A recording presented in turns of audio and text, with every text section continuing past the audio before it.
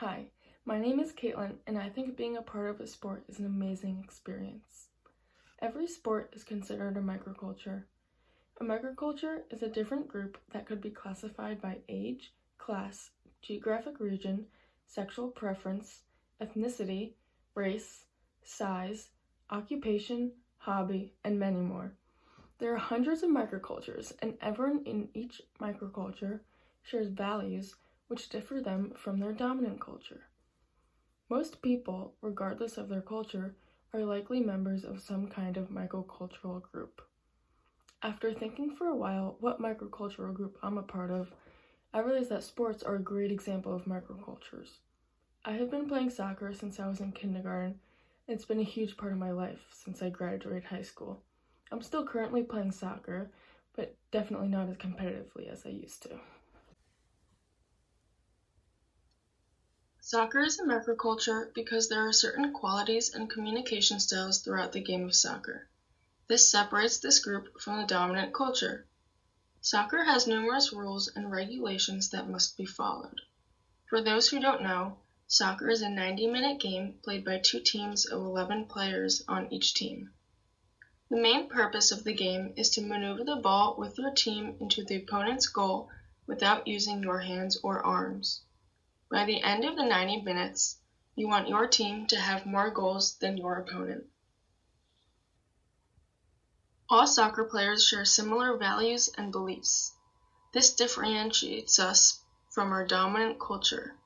Sportsmanship is one of the main values to have as a soccer player, or even any competitive team. Players must have good sportsmanship towards their opponents, as there are repercussions for violating the sportsmanship statement made by the referee before every game. Players also have to be able to work nicely with a team, as you have to move the ball down the field with the help of your teammates. All soccer players value winning, which is the overall outcome of the game, and it's something that you want more than anything. Although you would not die for a win, soccer players strive to achieve one. The rules of the game are also something that soccer players must value, because otherwise they would get stopped by the referee for not following the rules of the game.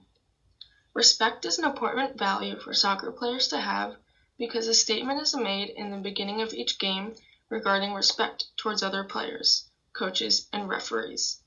Someone who has little respect for the other members of this microculture will result in a yellow or red card depending on the severity, and possibly get thrown out of the game.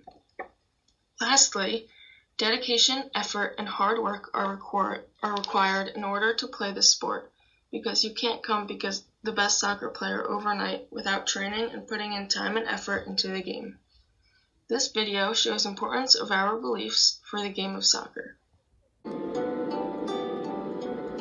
This passion dwells deep inside of me and fuels my every move. Out here, results are not given, but rather forged by the sheer intensity of personal determination and perseverance. On the field, defeat is a real threat, but it's also the most powerful element of motivation.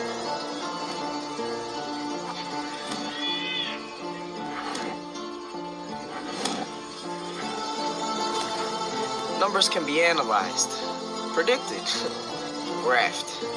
But in soccer, all bets are off, all wagers canceled. On any given day, analysts may favor the opponent, but the one thing critics can never predict is the explosive power of an invincible mindset. Some physical characteristics that soccer players share that makes us different from our dominant culture is our uniform. All players are required to wear shin guards and soccer cleats, pictured in the top right picture. Shin guards are pretty self-explanatory, but they protect your shins from the opponent's kicks, especially if you miss the ball, they'll kick your shin on accident. Soccer cleats are also worn in order to make sure you're not slipping on the grass while running full speed. Soccer players are also not allowed to wear any jewelry during a game for safety issues. The actual uniform of a soccer player includes a shirt, a pair of shorts, and a pair of socks. Usually you're given 2 different colored jerseys, shorts, and socks. one color for away games, and one color for home games. The United States women's national soccer team is pictured in the bottom right where you can see their matching uniforms. Failure to follow these uniform rules will result in suspension from the game.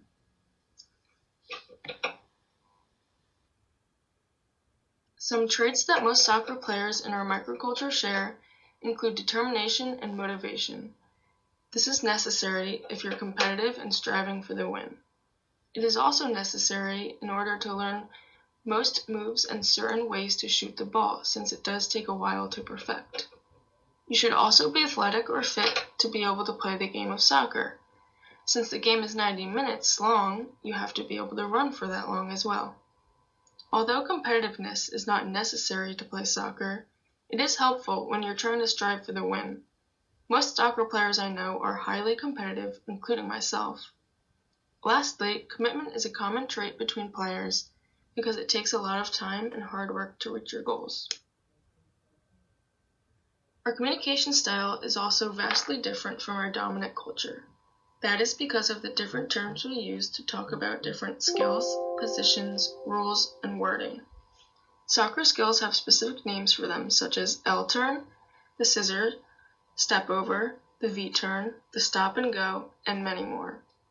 There are also numerous positions such as striker, midfield, defender, and goalkeeper, as shown in the picture to the right. There are so many different ways of arranging positions, but this is the simplest positioning. The rules are also completely different from other sports, and the wording we use to communicate across the field, such as the term man on, which means someone is running at you while you have the ball. If you weren't part of this microculture, you wouldn't know how to communicate with us or understand our communication language without learning it first. I have some interesting facts about soccer that I thought went really well with everything we have been learning in class. These facts have to do with the difference of soccer in some cultures such as Europe, where soccer is a huge aspect of life there. Soccer is called football in most countries, not including the United States. Each soccer ball has 32 panels, and each panel represents a country in Europe.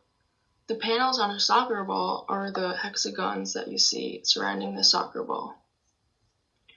A soccer field is called a pitch, mostly outside of the US. Most countries call soccer uniforms a kit, and they call cleats boots or hooves. Soccer is played in over 200 countries by 250 million players. Most of these facts I had already known because for the teams I used to play on, we used to have coaches from New Zealand, England, and Australia. These coaches would have heavy accents, and they would say things differently like kit and boots rather than uniform and cleats. All in all, soccer is an international microculture whose members may speak different languages, but have common requirements and values, which makes it unique.